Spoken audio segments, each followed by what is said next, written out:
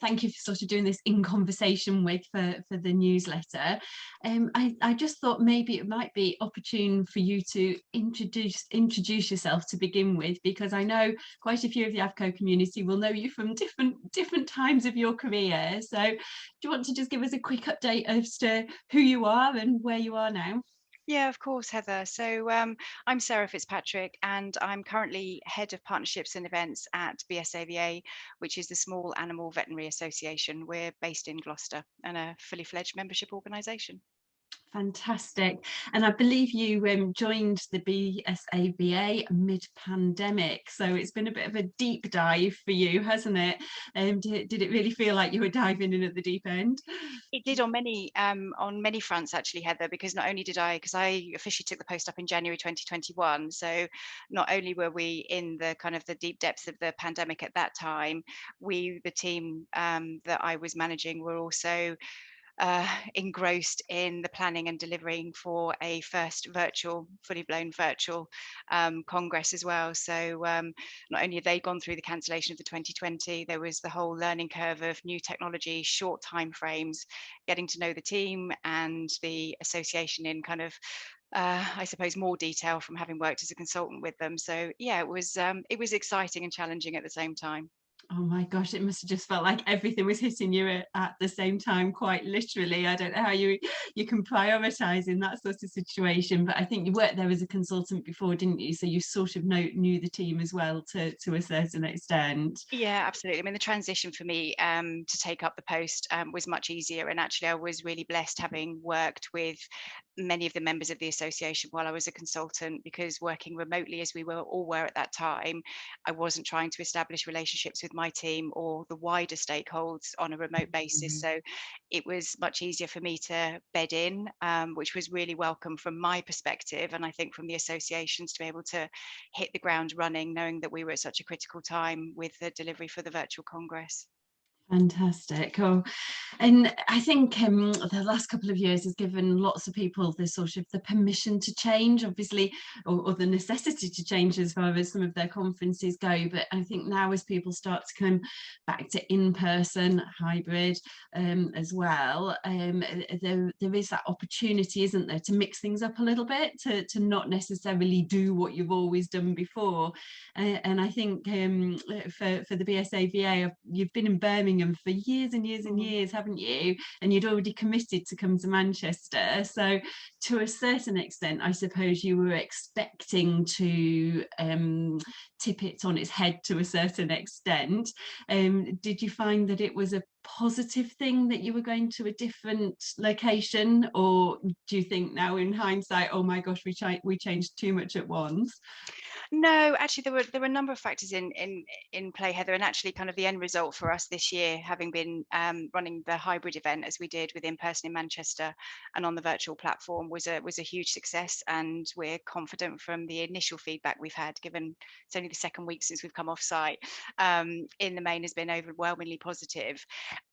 What the kind of the pause for us, having not been in Manchester as planned in 2021, and having to develop kind of skill sets and content and program curation really for the virtual platform, actually gave us the opportunity to really stretch in a way that we probably wouldn't have done had we been straight in Manchester in 2021.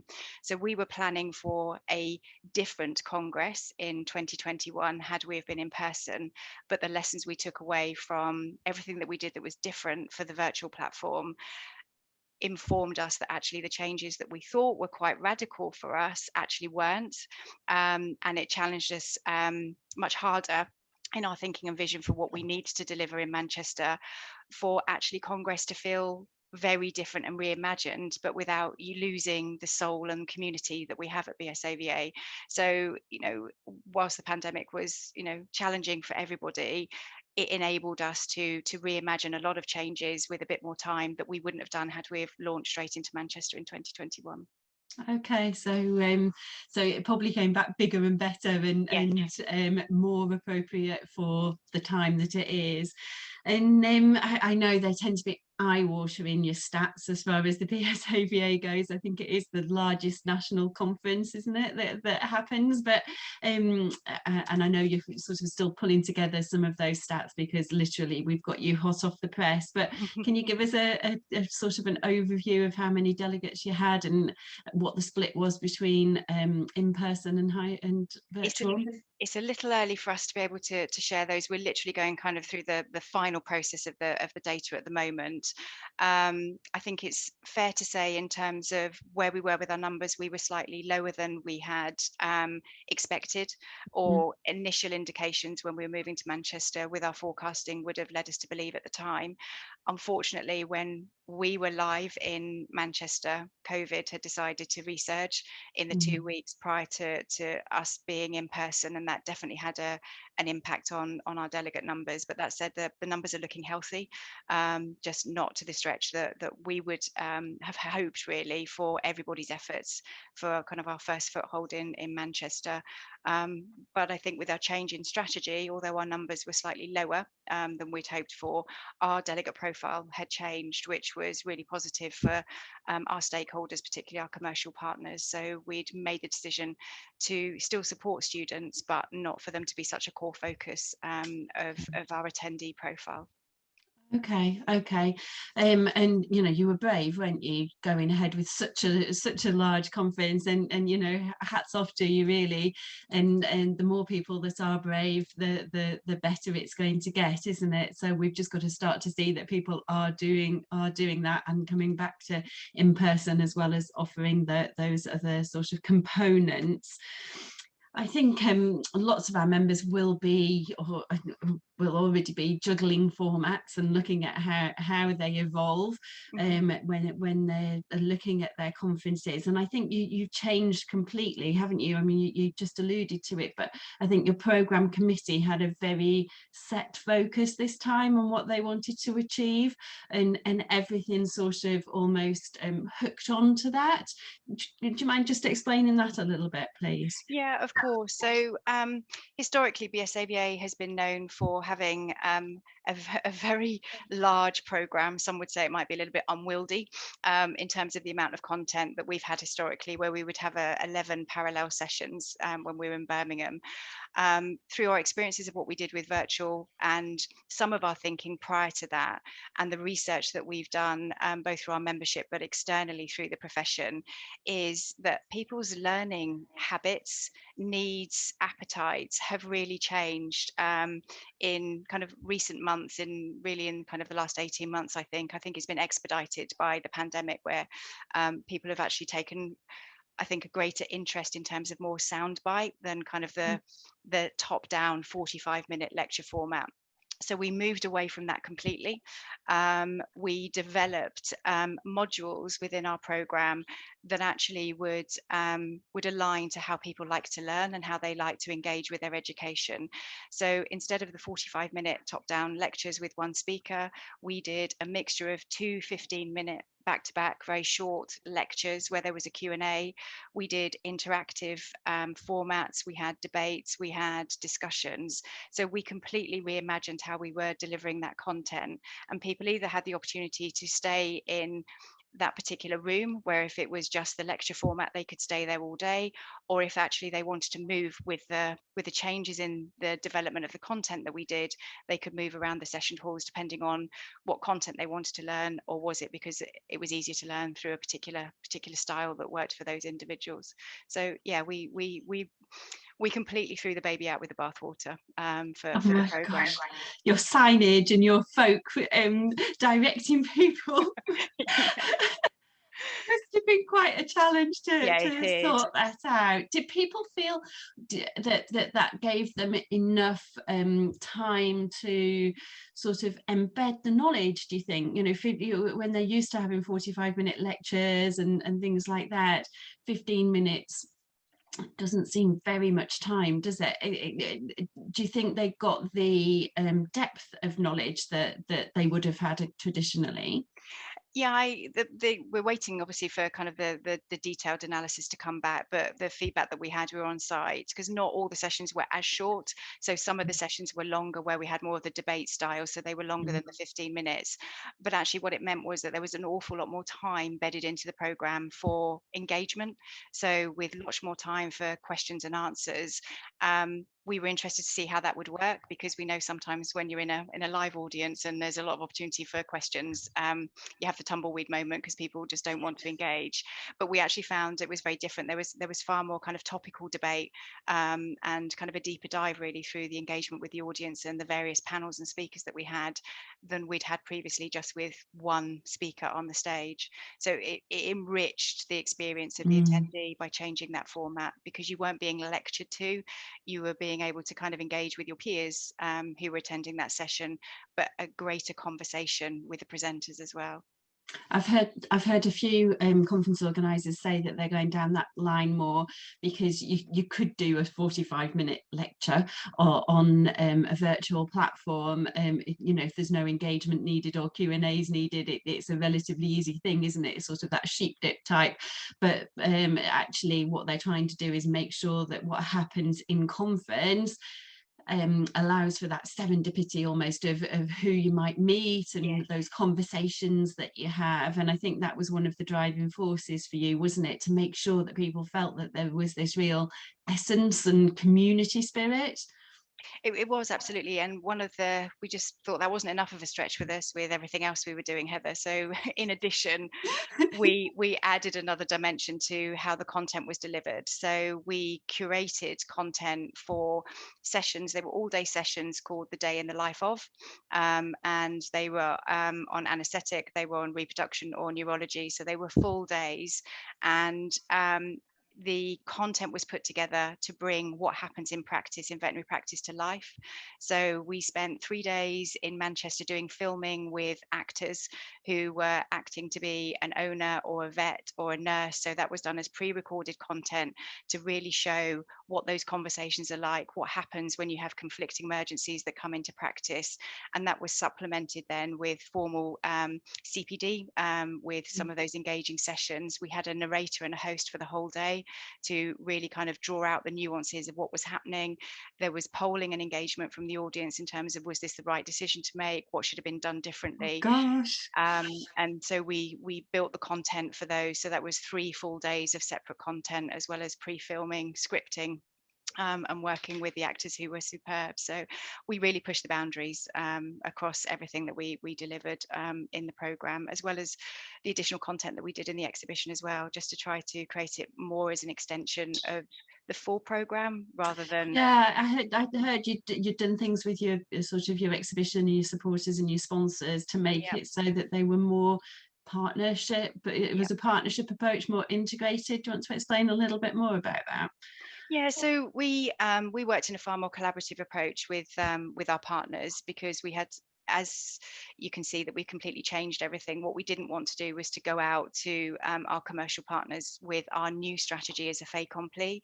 It had to work and resonate incredibly well with them. So before we really embedded everything in stone in terms of our planning, we met with our core commercial partners just to get their feedback on, did they have appetite for hybrid, the new change in sessions, what we were doing around our offerings in terms of sponsorship and exhibitor engagement, really, just to make sure that they understood our ambition, we Mm. understood theirs, and we had the opportunity to tweak and change if we weren't quite on the mark as far as they were concerned.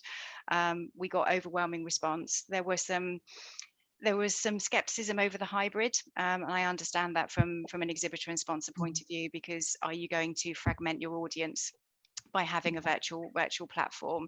And that's part of the work for us to do in kind of phase 2 of our new strategy, is really how we can further blend what we're doing, just to overcome that segmented audience, because as much as you can utilize the technology to integrate, it's still not that seamless, and there's still a perception that you have a percentage of your audience are missing and they can't engage in the same way. And to a certain extent, they're absolutely right. It's not the same when you're standing on a stand in Manchester and you're trying to have a text chat or a Zoom call with a virtual participant. So that's kind of one of our big takeaways, really, in terms of how do we develop Congress for 2023. Now we've gone through the full-blown hybrid experience. They must have really appreciated that, you're trying to look at it from being in their shoes and looking at their journey as well as at the delegate journey. And it's just trying to make sure that both of the destinations are the same, isn't it, really? Yeah, Or at least aligned, so it is. that you can work together. Yeah, and I mean, lots of organisations do this, and it was a little bit of a step change for BSAVA to, I think, to bare our soul and to say, this is what we're planning. What do you think? Because I know that there's always a scepticism where are you then becoming beholden to really the needs and the expectations of your commercial partners rather than standing true to your beliefs and your vision of the association. But actually it worked really well because they actually felt that they were part of the journey rather than show us the color of your money and on we go on the journey. So I think that the balance was right, and it's meant actually that there's a very open dialogue now. They're quite comfortable in constructive feedback now that we've got in terms of this worked well for them. Could we tweak this? Could we make the changes? Rather than we didn't know that's what it was going to look like, or we didn't understand. So we're quite open now in terms of this is our strategy for Congress from a BSAVA perspective. Fantastic. And I know a little bit about the nightlife in Manchester, and I think you sort of you did embrace the city as well, didn't you? You'd obviously moved to Manchester Central, which is slap bang in the middle of the city, and I think they work well with their sort of the border city as well. And you've got lots of different people there as delegates. Some of them want the nightlife and the social side, but I think you also did quite a lot with sort of smaller, quieter social elements, so that people could have those deeper conversations if they wanted them, didn't they? How did you decide what to put on and what to leave out? It was really difficult because BSAVA has a phenomenal reputation for, for the evening social functions they put on. And we needed to, at the time of our planning, we made the decision that we needed to streamline those because we didn't know where we were going to be still with the pandemic, and we didn't want to be responsible for too many large gatherings that we were hosting and organising, and be responsible for a further kind of peak in the veterinary sector of COVID infection. So partly what we did was driven by that, but equally we were in a new destination and we wanted to give all of our attendees the opportunity to have their own experiences. So we did some of the usual stuff that we did at the venue with kind of exhibition drinks receptions. We used some of the external venues that were on the doorstep of Manchester Central to hold some of our VIP functions as well, and our award luncheons, etc. And then we decided to have a party night, very different from what BSAVA have done before. We used a venue and we called it Club Vet. So it was exactly what it said on the tin. We used a nightclub type venue. So it was a one-stop shop, and the delegates absolutely loved it. It was interesting to see some of the faces the next day, because they'd really enjoyed the hospitality that we'd put on, but then they'd continue to enjoy the hospitality of Manchester. And that's one of the great advantages, I think, of the city.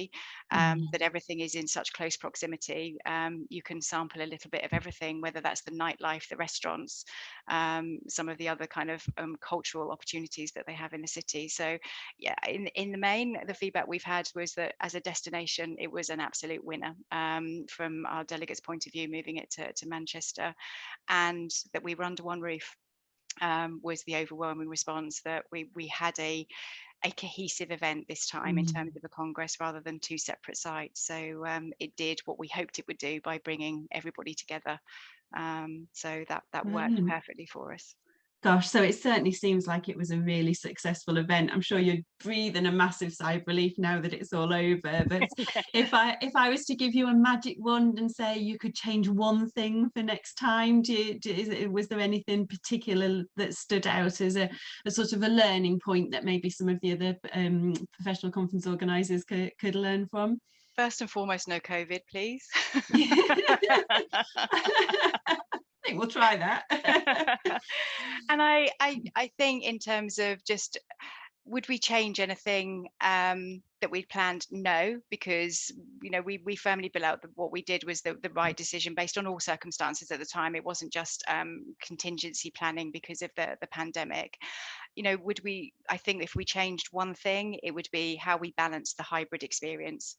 For us moving forward, that would be, I think, the one thing that we'll look to make a consideration as to how we curate that in terms of that on-demand piece moving forward. But really, for the rest of it, there wouldn't be too much actually from what we've done that we would change significantly.